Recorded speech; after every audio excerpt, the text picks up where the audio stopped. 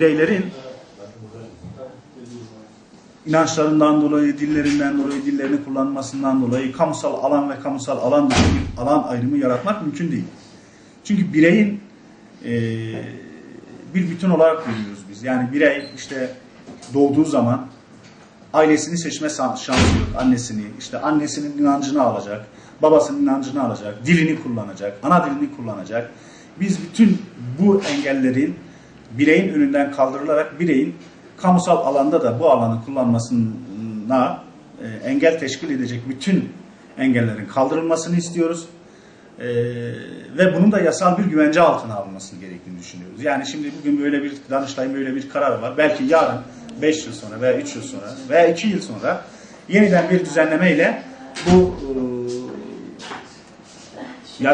Danıştay kararının aksine kararlar çıkabilir. Ama hani bireyin önemli olan bunların anayasal güvence altına alınması. Bireyin işte dilidir, inancıdır, özgürlüğüdür. Bunlar hepsi bir bütündür yani. Aslında yaşam hakkıyla birliktedir. Yani bir birey illa yaşam hakkını, salt yaşam hakkını, işte yaşama hakkını ele alıp biz işte yaşam hakkını verdik. Kimsenin elbette yaşam hakkı çok kutsaldır. Ama bu yaşam hakkıyla bireyi oluşturan inançları var, dilleri var, değerleri var. Bu değerlerinin de bireyle beraber yaşaması gerekiyor.